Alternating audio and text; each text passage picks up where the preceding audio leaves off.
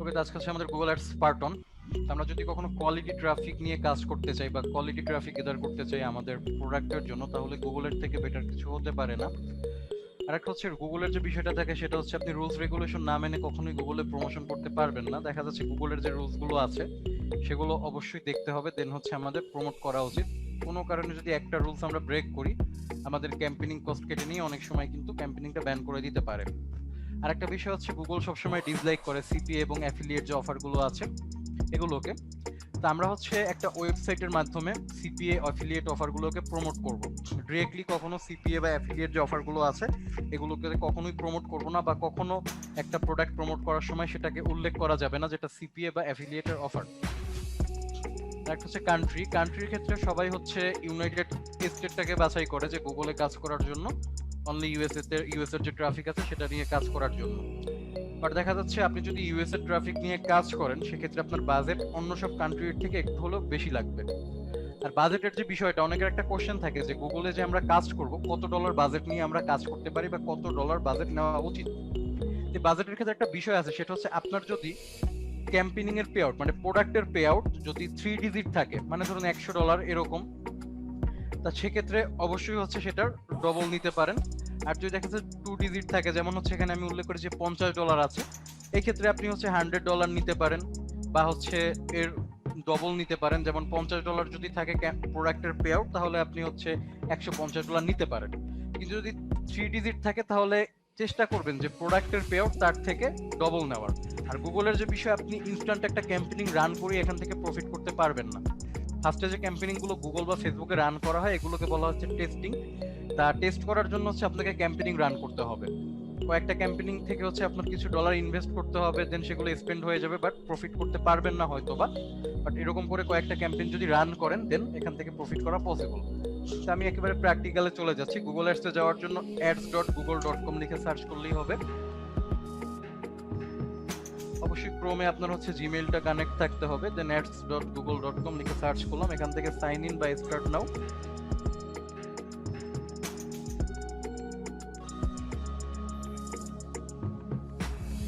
এখান থেকে হচ্ছে new Google ads account click করলে নতুন অ্যাডস অ্যাকাউন্ট ক্রিয়েট করে ফেলতে পারবেন, বা যদি আপনার মাল্টিপল অ্যাড অ্যাকাউন্ট থাকে এখান থেকে হচ্ছে শো করবে। আমি একটা অ্যাড অ্যাকাউন্টে চলে যাচ্ছি।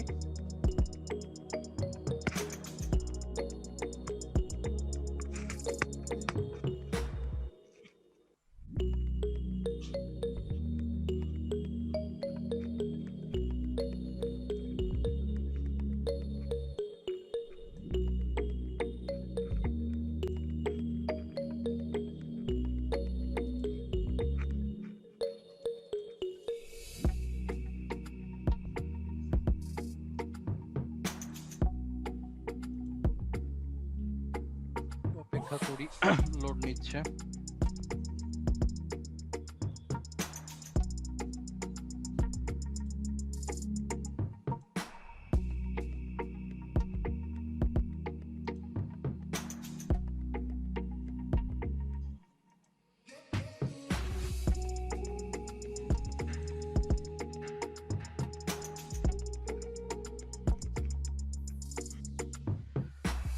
ওকে, সবাই একটু ফোকাস করেন, কিছু কিছু জায়গা আসলে একটু আপডেট হয়েছে এই জন্য আমি বুঝতে পারিনি।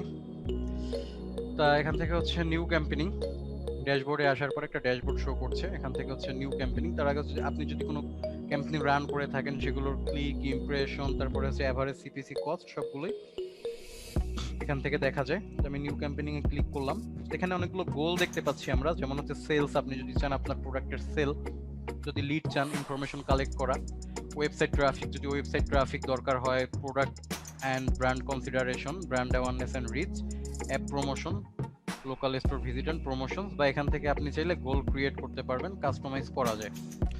তা আমরা হচ্ছে ওয়েবসাইট ট্রাফিকে একটা অ্যাডভার্টাইজমেন্ট যদি রান করি সেটা কিভাবে করতে হয় সেটা দেখবো। ক্লিক করলাম, ক্লিক করার পরে অনেকগুলো অপশন আছে, যেমন আপনি যদি সার্চ অ্যাড রান করতে চান, ডিসপ্লে অ্যাড রান করতে চান, শপিং অ্যাড, ভিডিও বা ডিসকাভারি, আমরা হচ্ছে সার্চ অ্যাড রান করব।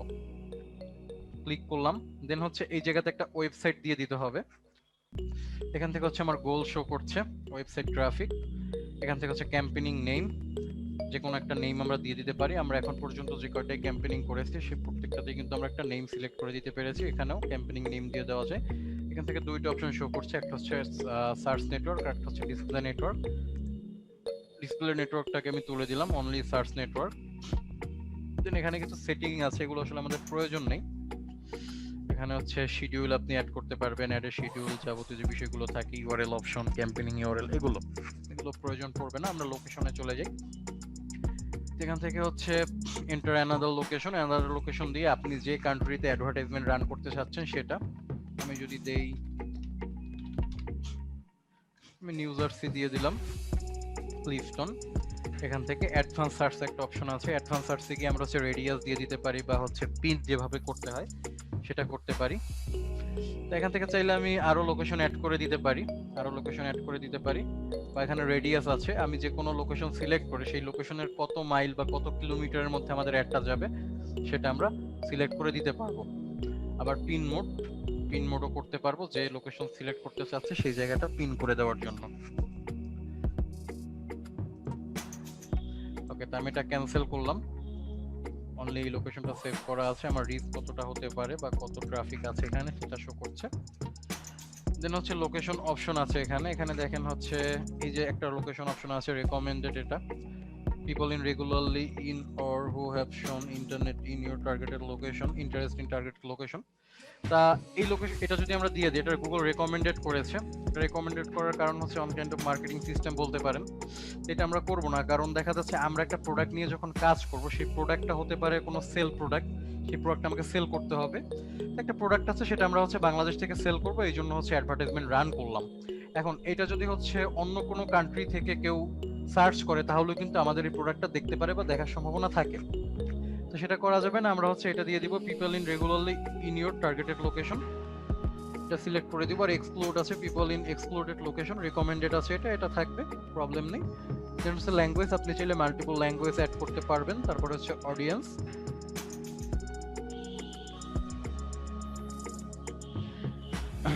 এখান থেকে হচ্ছে অডিয়েন্স সিলেক্ট করে দেওয়া যায়, যে ব্রাউজ অপশন আছে, এখান থেকে চাইলে অডিয়েন্স সিলেক্ট করে দিতে পারবেন। ফুড অ্যান্ড ডাইনিং, তারপরে অনেকগুলো অপশন আছে, লাইফস্টাইল, হবিস, এর মধ্যে থেকে ট্রাভেল, টেকনোলজি সিলেক্ট করে দিতে পারবেন। বাট আমরা হচ্ছে যেহেতু কিওয়ার্ড দিয়ে টার্গেট করব, এইভাবে অডিয়েন্স সিলেক্ট না করে দিলেও হচ্ছে। আমি একটু স্ক্রল ডাউন করি, বাজেট, আমি পার ডে কত ডলার স্পেন্ড করতে চাচ্ছি সেটা, ধরুন আমি পার ডে $50 হচ্ছে স্পেন্ড করতে চাচ্ছি, দিয়ে দিলাম। এখান থেকে বিডিং শো করছে, বিডিং এর জায়গাতে হচ্ছে কনভার্সন, এখান থেকে আমরা ক্লিক সিলেক্ট করে দিব, একটু চলে আসলো এখানে বিড স্ট্র্যাটেজি, ক্লিক করলাম। এখান থেকে দেখেন ম্যাক্সিমাইজ ক্লিক আছে, আমরা এখান থেকে হচ্ছে ম্যানুয়াল সিপিসি দিয়ে দিব। ম্যানুয়াল সিপিসি দিলে যেটা হবে, আমরা যেহেতু আমাদের কার্ড অ্যাড করে রাখবো বাজেটের থেকে বেশি, যাতে আমাদের এখানে না কেটে নেয়, এই কারণে। সেখানে কিছু এক্সটেনশন আছে, যেমন দেখা যাচ্ছে আপনার যে প্রোডাক্ট আছে বা আপনি যে অ্যাডটা দিয়েছেন সেটাতে যারা যারা ক্লিক করবে তাদের ইমেল কালেক্ট করা, তাদের ইনফরমেশন কালেক্ট করা, লোকেশন ট্র্যাক করা, এই বিষয়গুলো। বাট এটা আমাদের প্রয়োজন নেই, এটা একটু অ্যাডভান্স লেভেলে যারা হচ্ছে অ্যাডভার্টাইজমেন্ট রান করে তাদের জন্য। আমরা 7 কন্টিনিউ দিয়ে দিব এখান থেকে।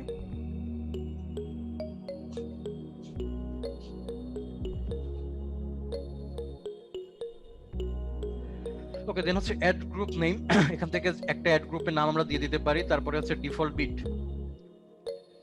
বিট, এখান থেকে হচ্ছে 0.01 সেন্ট আছে, এখান থেকে আমাদের যে ডিফল্ট বিট কত, পার ডে $50, এই দুইটা কিওয়ার্ড হচ্ছে আমি এখানে অ্যাড করে দিতে পারি। দেন এগুলোকে হচ্ছে আমরা এক্সাক্ট ম্যাচ দিতে পারি। এক্সাক্ট ম্যাচ কিভাবে ব্যবহার করতে আমরা দেখেছিলাম, এক্সাক্ট ম্যাচের ক্ষেত্রে হচ্ছে আমরা থার্ড ব্র্যাকেট ব্যবহার করব। তা সেক্ষেত্রে যদি আমি এখানে এক্সাক্ট ম্যাচ দেই, এটাকে আমি কপি করে নেই এখান থেকে, বা এখান থেকে কাট করে নিতে পারি। আমরা একটা নিউ অ্যাড গ্রুপ নিয়ে হচ্ছে এক্সাক্ট ম্যাচ ব্যবহার করব। সেম ভাবে উপরে যে অ্যাড গ্রুপটা আছে ঠিক এইভাবে করে একটা অ্যাড গ্রুপ 2 বা আমরা অন্য কোনো নাম দিয়ে দিতে পারি। এখান থেকে হচ্ছে ডিফল্ট বিট কত, আমাদের পার ডে হচ্ছে $50। এখান থেকে হচ্ছে আমাদের একটা পেজের, এখানে যে আমাদের ওয়েবসাইট থাকবে সেটা দিয়ে দিতে হবে। আমরা চাইলে এই জায়গাটা থেকে হচ্ছে আমাদের যে সার্ভিস রিলেটেড কিওয়ার্ড সেগুলো সার্চ করতে পারি। যেমন আমি যদি এখানে লিখি অনলাইন ক্লাস লিখলাম, এখান থেকে যদি আমি গেট কিওয়ার্ড দেই তাহলে দেখবেন যে কিছু কিওয়ার্ড আমাদেরকে সাজেস্ট করবে, কিছু কিওয়ার্ড সাজেস্ট করছে, এগুলো চাইলে কিন্তু আমরা ব্যবহার করতে পারি। আমি এই 3টা কিওয়ার্ড দিয়ে দিলাম, এগুলোকে হচ্ছে আমরা এক্সাক্ট ম্যাচ করে দিব এখন।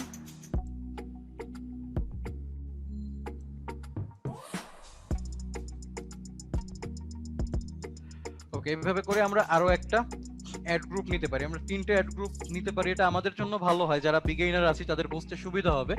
এই যে কিওয়ার্ড গুলো আমি অ্যাড করেছি, এটা চাইলে হচ্ছে আরো অ্যাড গ্রুপে অ্যাড করা যেত, বা একটা অ্যাড গ্রুপের মধ্যেও রাখা যেত। যে broad match, exact match, modifier, এগুলো চাইলে সব একটা গ্রুপের মধ্যেও রাখা যায়। এগুলো আমি বিভিন্ন গ্রুপে পার্ট করেছি হচ্ছে এই কারণে। এখান থেকে দেখেন এর এভারেজ হচ্ছে সিপিসি কত, সিপিসি রেটটা কত থাকবে, পার ডে কতগুলো ক্লিক পেতে পারি অনলি এই কিওয়ার্ডের উপরে, সেটা বোঝার জন্য হচ্ছে আমি এগুলোকে ভাগ করেছি। যেমন অ্যাড গ্রুপ 3 তে আমি হচ্ছে মডিফায়ার ইউজ করতে পারি, বা নেগেটিভ কিওয়ার্ড যেগুলোকে বলা হয়, যেমন নেগেটিভ কি থাকবে, ফ্রি থাকবে হচ্ছে নেগেটিভ,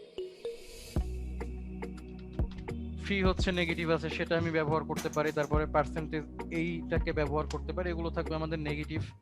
বা আমরা হচ্ছে প্লাস দিয়ে সিপিএ মার্কেটিং, সিপিএ এগুলোকে এইভাবে দিতে পারি। যেহেতু আমরা এটাকে ব্রড ম্যাচ দিয়ে দিয়েছি, সেক্ষেত্রে আর এটা করার প্রয়োজন পড়বে না, অটোমেটিকলি জেনারেট হয়ে যাবে। ওকে, এটা হচ্ছে সেভ এন্ড কন্টিনিউ।